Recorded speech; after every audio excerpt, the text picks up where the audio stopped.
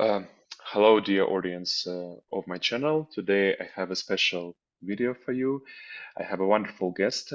His name is Richard Rohlin. He is a historian, linguist, and one of the best persons I know in terms of the study of symbolism and building the bridge between the symbolic thinking and real life political issues. I'm very happy to see you on my channel. Thank you for accepting my invitation. I'm really happy to be here, and thanks for having me. I know it's been a little difficult to get this interview scheduled and everything, so thanks for making time. No problem at all. So today, what I wanted to talk about is a whole, let's say, area of the problem of unity and multiplicity, which I think is the problem of, let's say, modern, not just modern, but any political or communal reality as such. It is in the center of all problems. Hopefully, it will be just the beginning of our conversation, but we will see how it will go. What I think we can both bring to the table is exactly an intersection of two connected but slightly different perspectives of political theology and universal history.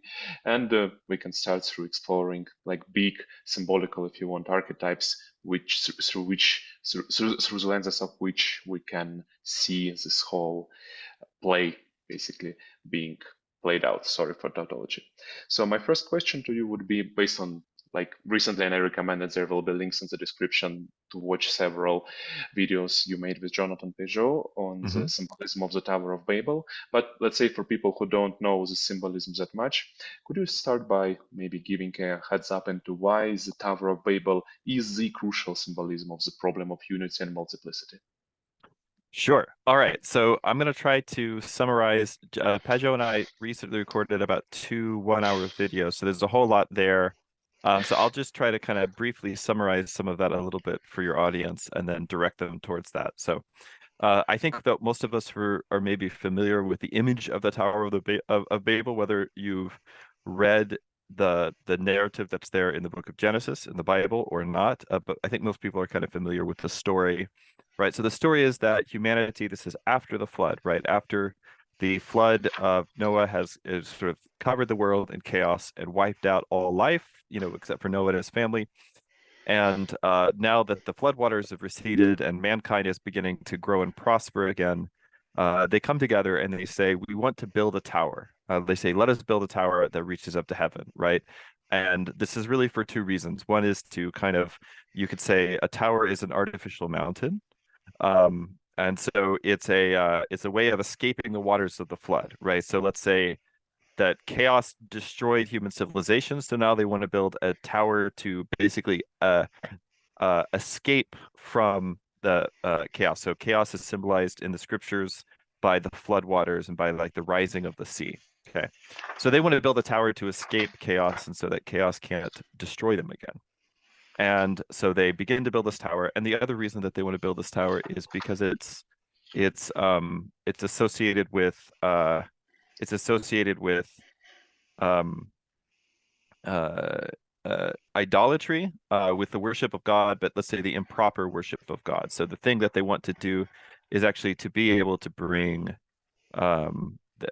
the thing that they actually want to be able to do is to be able to bring God down and sort of like control God. And so it's the origin of idolatry in the scriptures, or the kind of the first instance of idolatry happening in the scriptures, and it's intended to be a way of, you could say, like a sort of manipulative spirituality. So, and in this sense, it's transactional. The idea is, this is how ancient idolatry, ancient paganism works, is that I give God something and then he's going to do something for me in return. So it's this transactional relationship, which is actually not the way that Christianity is, or at least not the way that it's supposed to be. So this is the kind of the symbolism of the Tower of Babel, and so this gets developed out of the narrative that's there in Genesis. Other details begin to emerge in the tradition, and I've spent a lot of time talking about specifically this tradition as it appears in the Book of Jubilees, which is an apocryphal work. It comes from the Second Temple Jewish period, so basically the period of time between the Old and the New Testaments. And the Book of Jubilees is a very important book in our tradition. So I should just say for your audience, I'm an Orthodox Christian. Me too. No worries. I was born actually sort of evangelical Protestant, but then I converted to the Orthodox faith as an adult. So in our tradition, even though the Book of Jubilees is not in our Bible, it is a very important work in our tradition, and we get a lot of our details around the Tower of Babel story from this. So one of the details that you get in the Book of Jubilees, and in other literature from around the same period, is that the Tower of Babel isn't just a tower; it's a city. And this would be like obvious to people in the ancient world. They would have realized this, but maybe sometimes for modern readers, it's not so obvious. If Go you ahead. look on Bruegel paintings, usually there is a city in front of the tower, right? I That's think right. this is That's one right. of the most famous imagery, like in That's a right. Yeah. I will say I sometimes would see paintings, or depictions, especially like as an evangelical when I was young, that just sort of had this tower out in the middle of the field or something. So it's not like that. It's a city, which again, this is sort of thing in the ancient world people would know. Of course, the word Babel means Babylon. So, to say the Tower of Babel, that's like saying like the Tower of Los Angeles. Like obviously there's a city there. And so the Book of Jubilees and other ancient texts took this idea of a city and would go to actually a lot of work to try to describe the size of the city, the length of its walls, the shape of its walls as being sort of this perfect square.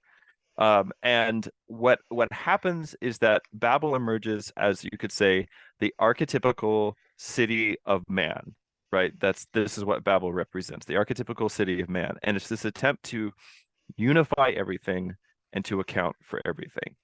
Now, for us as Orthodox Christians, in our church, we actually draw deliberate parallels between the Tower of Babel and then the Feast of Pentecost. So, and this is where the unity and the multiplicity, you can really see and understand this imagery. So the Feast of Pentecost, which is depicted in Acts chapter 2, tells the story of when the apostles we're celebrating the Feast of Pentecost there in Jerusalem, and they're there in the house that's sometimes called in our tradition the House of Zion. This is probably the house of Saint John the Evangelist, Mhm. and they're there in his house and they're worshiping together. They're celebrating Pentecost. So Pentecost is one of the great feasts that all pious Jews were commanded to celebrate, and of course all the first Christians, right, were Jewish. And so they take this feast, they take this command, and they're still celebrating it. And actually, the Orthodox Church has kept every single one of the feasts of the Old Testament, but you could say that in Christianity, the truth, like there's like a hidden significance or a hidden truth of the feast that was hidden before Christ, but now after Christ, it's been unveiled, right?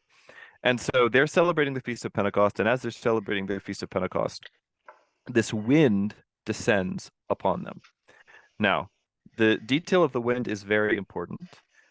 You'll find it in the account of the Tower of Babel that you get in Jubilees, where it says that God actually destroys the tower. So this is a detail. It's not in Genesis, but it is in our tradition, that God destroys the tower with a wind from heaven that scatters the tower, that basically knocks it over, right? So this wind descends. By the way, according to Jubilees, this happened. The Tower of Babel collapsed, right? That the tongues, the languages were scattered, right? So God comes down and he scatters their tongues. He confuses their languages, and then they're scattered across the face of the earth. And then what Jubilee says is they go from that point and they create their own languages and their own gods and their own towers and their own cities, right? And everything goes from being one unified human race to now being scattered in all these different places. And so what happens at Pentecost is basically, you could say, the healing or the reversing of this curse. Because the wind descends, the same wind that scattered the Tower of Babel, that scattered the nations, now it descends, and it descends upon the apostles, and each one of the apostles becomes kind of like a unity, or they become like a little tower, right, with a fire, so they have these tongues Mhm. of fire over their head, right, like a candle is the best way to think about it. Or Actually, lighthouse, a like if you lighthouse, yeah. A let's lighthouse say. is good. A candle, if you're used to like lighting a candle when you pray. But that's actually the thing that people need to understand is that image is actually the same image as the image of the tower. because the whole purpose of the Tower of Babel is to be this place where worship happens, right? So there's an altar, there's a flame at the top, right? And so it's that same kind of an image. So the apostles begin to preach the gospel, but when they do, everyone, and actually not everyone, we'll come to this in a second, but as they preach the gospel, people begin to hear them in their own language. And it doesn't matter where you're from, if you're from Persia or you're from, Gaul, or you're from Africa, like all these different places that are mentioned in the book of Acts, you can hear what the apostles are preaching. You could hear it in your own language.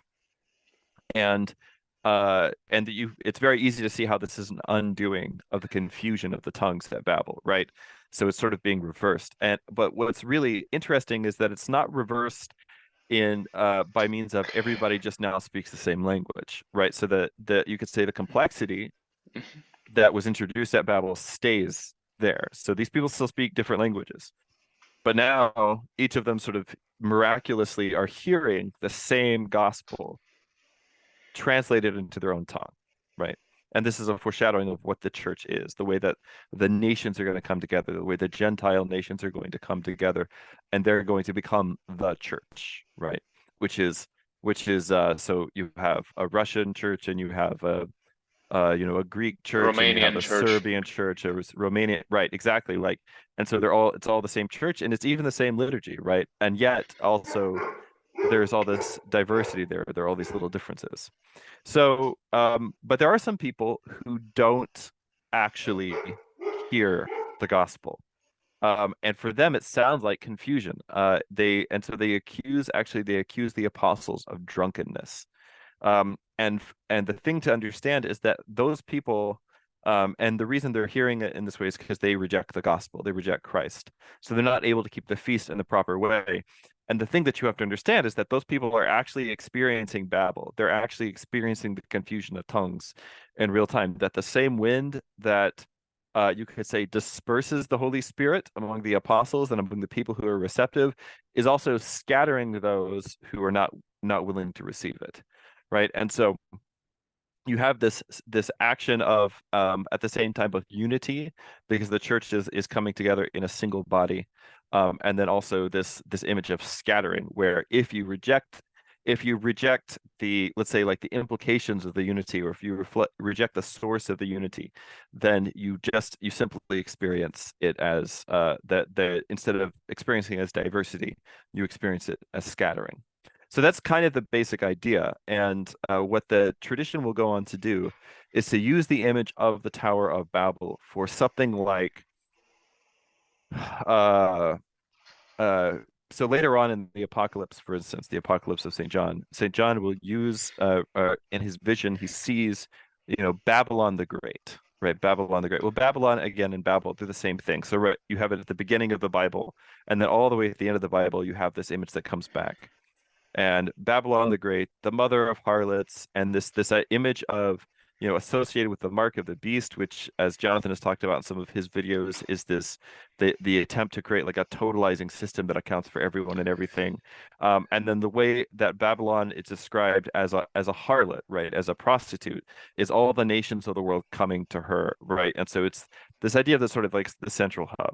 And in the scripture, yeah, and in the scriptures and in the tradition, Babylon is contrasted with Jerusalem, right? Jerusalem is the city of God. And all of this culminates at the very end of the scriptures, at the end of the book of Revelation, of the Apocalypse, when the city of the New Jerusalem descends, and it descends about halfway between earth and heaven. So it's sort of like suspended over the earth, and it's a perfect cube, right? Which goes back to those early descriptions of Babylon as being like this perfect square, right? So you could think of the New Jerusalem as the thing which somehow mediates between earth and heaven, the thing that is perfect, that's where everything is accounted for, but it's accounted for in a proper way. So it's a perfect square, but it's got these 12 gates, and it's got all these different gems, and there's a lot of symbolism packed into all of that stuff. And has a garden and the rivers. Yeah, has a garden and the rivers coming out of it that water the world. So it's both Eden and also the idea of the city. All of those things come back together in the New Jerusalem. So I think what is two key elements based on this conversation, and I think it's really important to highlight that we effectively have two elements. First is that the problem of unity and multiplicity is real, and you can argue that anything, like starting from atom to like a family to a person to like any group of people being together, in a way, is always on the brink of a destruction. Like in a way, so like that's what, for example, Greeks have called stasis, like something which is on a verge of falling apart, and it's not something which something which comes extraordinary, like as an emergency, but it's something which is always here. Like there is always a chance of something falling apart, unless it's united towards something, and you can say that it is being held together by this uniting towards something. And so that's the first element of the problem. And then, as you like really greatly pointed out, effectively we have a right way of uniting towards something, and we have the wrong way of uniting towards something. And that's exactly like the two parallels. So it's not that the unity and universality are bad per se, but they can be bad if they are united towards something. Or, like, and I guess here that's where I want to start, like a more like political, theological explanation, or like element, because it's exactly towards which you are united, or like how united. What the difference becomes in the process of this unity. Why some unity results in totality, like if you want to call it, and like destruction, like unification, like, and I don't want to talk about AI, but we can eventually at least coming into this field, and an alternative way of unity, which is still unity but of a different sort. And as a parallel, one can argue like that. Here, what I would suggest, like, I don't know if you thought about it to explore, like, I don't know how you're familiar with Hobbes, like, but you can see that Hobbes has another powerful image, and Hobbes, I think, is the core theorist of, let's say, modernity. Like you can argue that the whole understanding of political community is we're using nowadays by default is Hobbesian. And it's interesting that he holds his unity effectively a Leviathan. And from this perspective, Leviathan and the Tower of Babel can be seen as effectively the same thing, especially if you look more closely into the image of Leviathan on the front of a book, which is like this multitude of people being brought together as like little dots. And I just don't know if you thought about it, because it has a direct connection, I think, with the Tower, because the way Hobbes writes, it's effectively him arguing with Saint Paul, like literally arguing Saint Paul. So, for example, Paul in Ephesians writes that speaking the truth in love, like how to solve the problem of unity within the diversity of gifts among the believers. So yes, everybody is different and we can all fall apart. So how can we solve the problem? Paul writes, speaking the truth in love may grow up into him in all things, which is the head, even Christ, for whom the whole body, fitly joined together and compacted, by which every joint supplies, according to the effectual working in the measure of every part, makes increase of the body into the edifying of itself in love. Whereas Hobbes, as a literal parallel, writes, by art is created the great Leviathan called the Commonwealth or State, which is but an artificial man, in which the sovereignty is an artificial soul, as giving life and motion to the whole body, the magistrate and the officers of judiciary and execution, artificial joints, reward and punishment, by which fastened to the seat of the sovereignty every joint and member is moved to perform his duty, are the nerves. So it is exactly the parallel, but the whole difference is like the church, and if you can say the right way of solving the problem of multiplicity in the political community, is effectively through the love of Christ, like, because there is no possible other solution. But as let's say, as a Babel or Leviathan tries to solve the very same problem, is through fear, punishment, reward. You can argue like through propaganda and the fear of death. And that, I think, is very interesting topic, like the whole, because it is a cornerstone of Leviathan and Hobbes and Hume rights, where it's directed that basically only the fear of death is certain, and it's the only way a political community can effectively be built, like through this fear.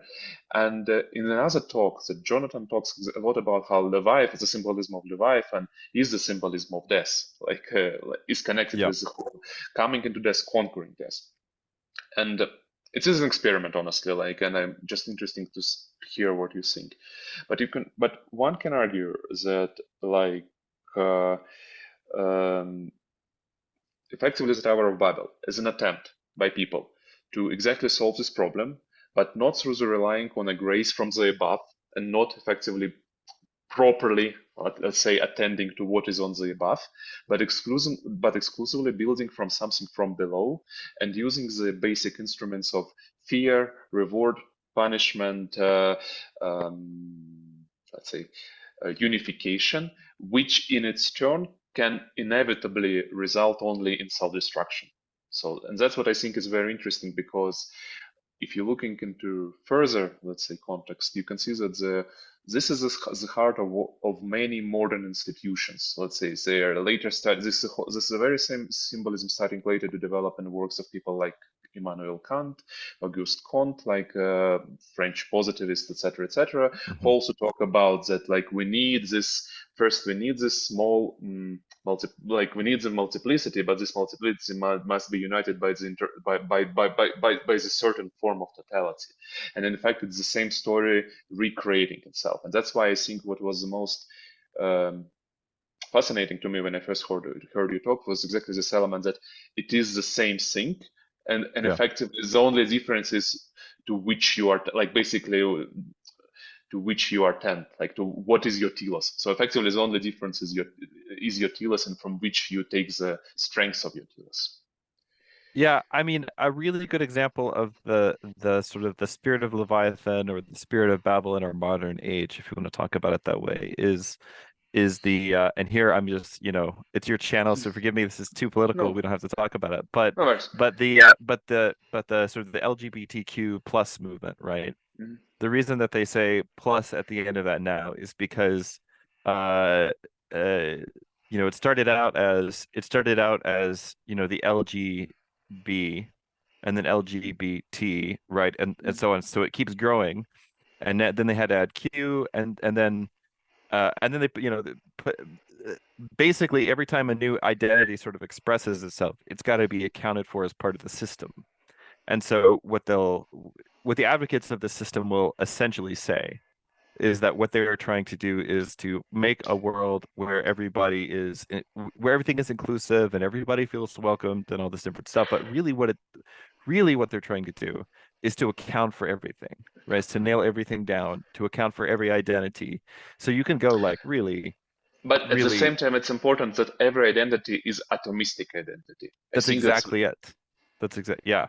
Yeah, that's exactly it. Because you can find these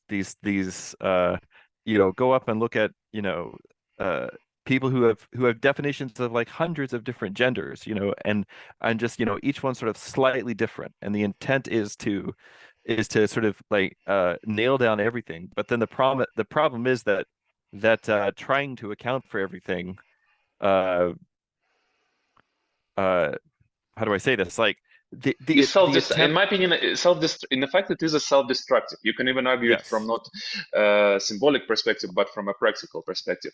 Effectively, you're doing constant increase in the complexity of the that's right. system, and every increase in the complexity without it being properly ordered is just creating the basically negative feedback loop. That's right. You're getting overwhelmed with this complexity. This Right. complexity devour. You can argue that you can say that devours you. So that's exactly Yeah. the difference. So we admit that there is a complexity, and that's where we start. That the multiplicity exists. Yes. It's not a great, like, it's not a complicated thought, and like, Yes. yeah, it's Yes. not a new idea. But that's kind of the whole debate is all, not debate about, but that's the whole contrast is about. We clearly know from the experience and from symbolism that there is a complexity that destroys. And yes, Hmm. there can be an overreaction, and we know this overreaction effectively it's a one hand over, let's say, that to destroy the complexity and to make exactly the Yep. unity through destruction of complexity, or alternatively, you can try to integrate the complexity into something whole. But that Yes. comes to another problem, how you do it. And here comes the whole problem of Yep. Babel versus Pentecost, that they are both trying to solve the same real problem, which I really wanted, I guess, to highlight, because that's what I think often we, especially actually we traditionalists, tend to overlook a little Yeah. bit. We want to pretend that the problem is not real. No, the problem of unity and multiplicity is very real, Of but course. Yeah. the solutions are different. And that's, I think, is the key. So it's one of those things where in order for a body, and this is what we're really talking about. We're talking about a body. Like a city is a body, a country is a body. Yeah, Also a family, human a body is a body. Yeah, a body is a body, a family is a body. It's really, I think, easiest to understand this stuff conceptually on kind of a smaller scale. So so I have 5 children, right? I have 5 children, so there's a lot of multiplicity, right, as far as that goes, right? And so my wife and I, we have these children, and the children are they start out as sort of, you could say, like variations of us, but very quickly they become their own people, like very early, from a very early on, even 1 or 2 years of age, you can already see their own personality starting to emerge.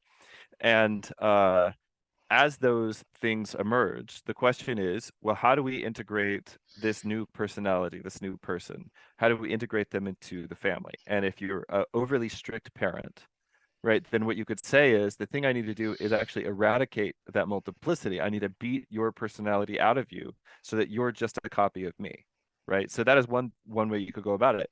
And typically speaking, if you do this, then you'll something bad will happen. Like something bad will happen. Either your child will become like browbeaten and too submissive, and Or it will rebel. or they'll rebel really strongly in some other direction, or maybe both, eventually, right? But so if you try that way, something bad will happen. On the other hand, if you just say, I'm gonna let my kids do whatever they want, and there are some people who, they call it like unparenting or free range parenting or something like this, who just sort of say, I'm gonna let the kid do whatever they want to. I'm gonna let them decide everything about themselves, and I'm not gonna do anything to confer an identity upon them, which is really that's what we're talking about. That's the purpose of order, is to confer identity on things that are lower, right? But things that below Exactly. it, right? And so my parents gave me an identity, and it's not that I didn't have any input or control or power over that, because obviously I made my own decisions at some point. But my parents conferred an identity upon me, and now I've got to also help confer one on my children.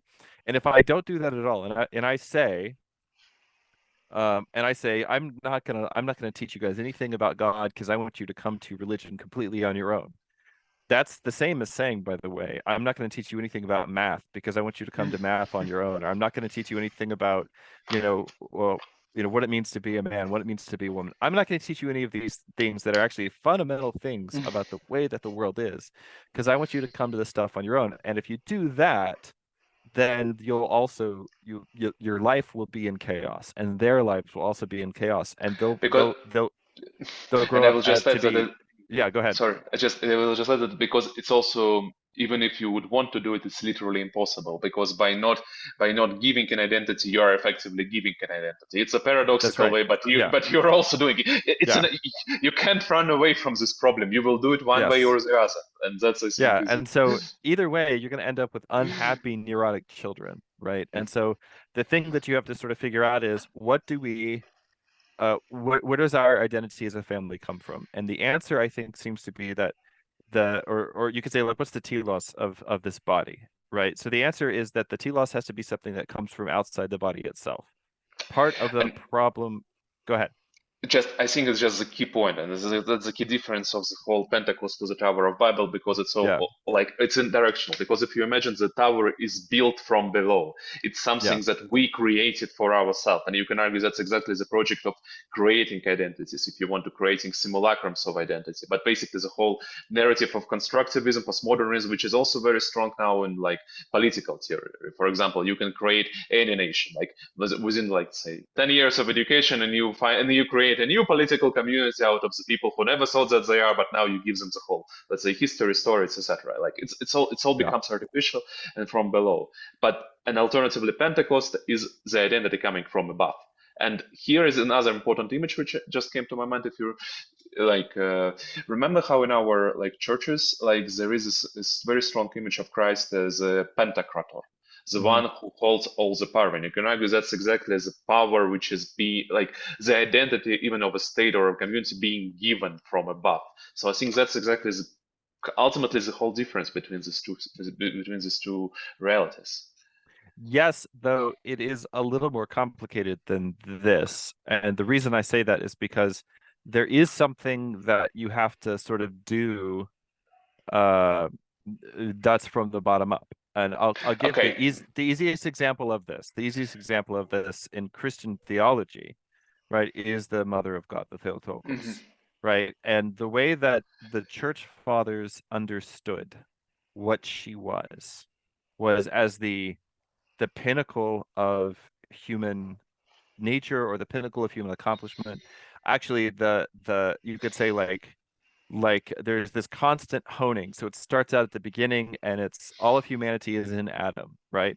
And then Adam's humanity is split in half by the line of Seth and the line of Cain, right? And then the line of Seth is whittled down to just the line of Noah. And then Noah, it's whittled down to Shem and his sons. And then Shem and his sons are whittled down to Abraham. And then Abraham is whittled down to just Isaac and not Ishmael. And Isaac is whittled down to just Jacob and not Esau. And it keeps going down until it gets to just David's family, right? And all the way through the scriptures. And so by the time we reach the 1st century AD, there's basically just one faithful family left in Israel, right? And that's Saints Joachim and Anna. That's the Theotokos. And she is you could say that the entire time the edge of humanity is being honed. It's been sharpened to this one point. But you can also think of it as a sort of organic rising up of like, so one of the names for her in the services of the church, and this comes from the book of Daniel, is the uncut mountain. The uncut mountain, right? You know, out of which the stone made without hands comes, right? You know, in other words, Christ, right? Yeah. And this is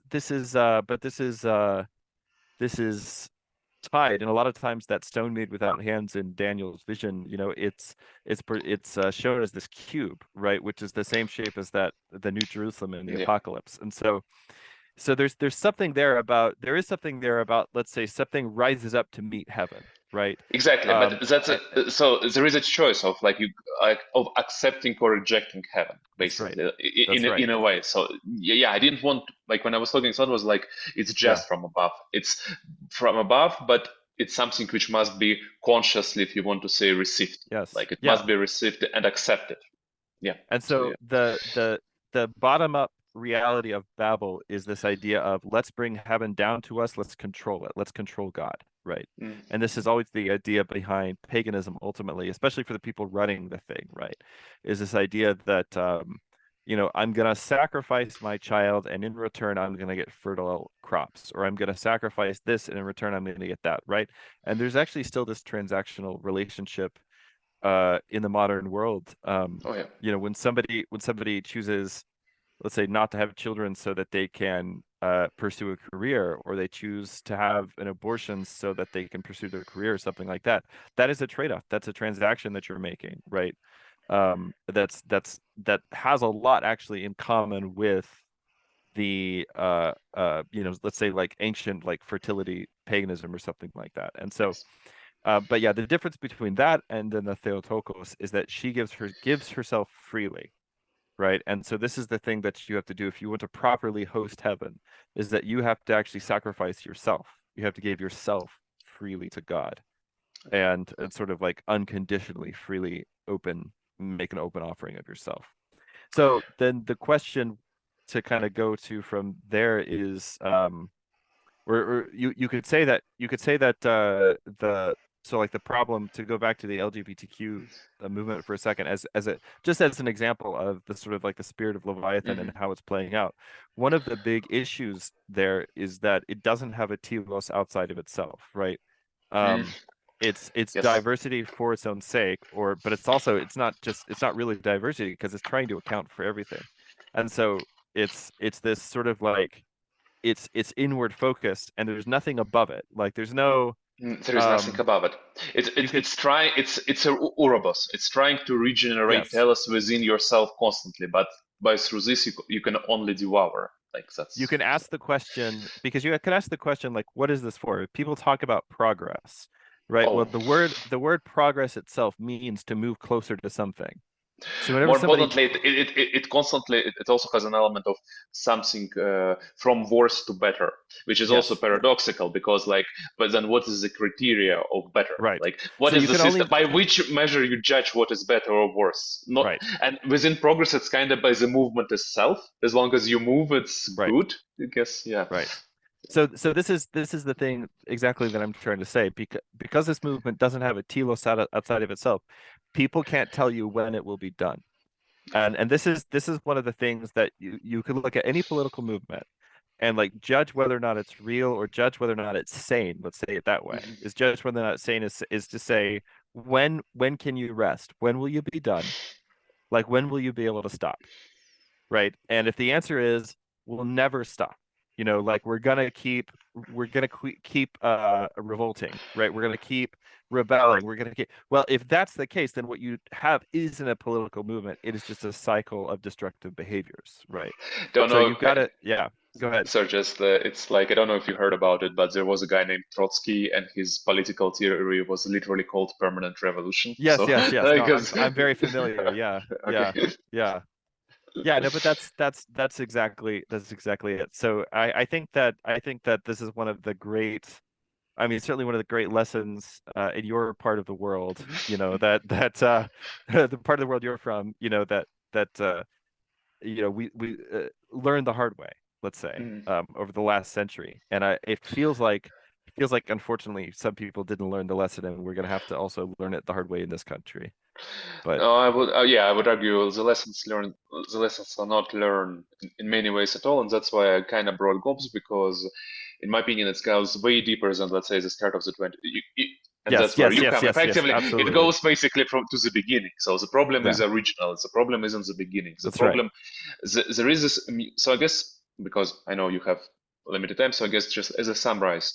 So I guess what once again is clear based on this conversation, there will always be something that holds. Like it's impossible to like for anything, like any phenomenon, any identity to exist without something which holds.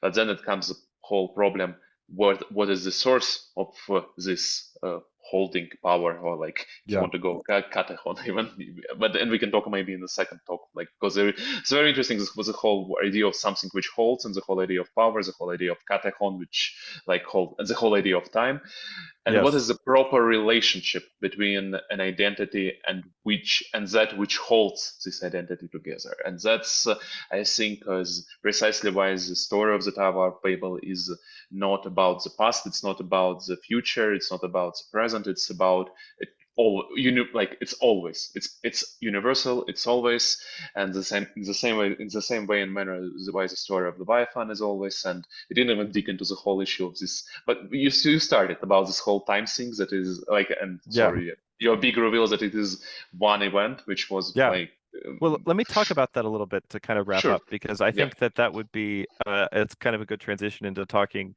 I mean, because if you want to take all of the stuff and try to apply it to something in our current day and look at our current problems, and obviously we have problems in the United States. There are other problems happening in Eastern Europe, and they're all related to each other, and it's all related to this huge spirit of Leviathan, this idea that we've got to control everything, we've got to account for everything, we've got to make sure that everything is sort of and also that there can't, and this is very important, that there can't be like an ordering of identities, right? So like there's not a hierarchy of significance or a hierarchy of identity to the world, but everything's got to be accounted for, but it's got to be accounted for like it's in a dictionary, or like it must it's be simultaneously be split into atoms and united. Honestly, yes, like the whole One Ring yes, from Tolkien really comes to mind. yes, yes, yes, yes, yes, The way yes, that's the only way of unification is through one will to rule them all. Like, yeah. basically. So the idea that you get in Jubilees is that the uh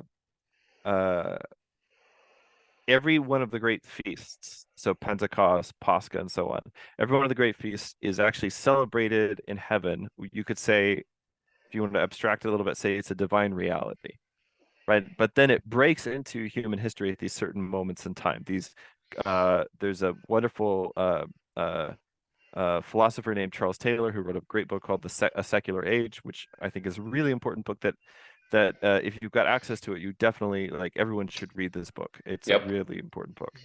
And but so he talks about in the experience of time, the ancient experience of time, what he calls kairotic moments. You can think of it as like somebody tying a knot in time, right? And these kairotic moments are moments that they don't just happen one time, but that we actually return to them again and again. So we're recording this video a couple of weeks before Pascha, right?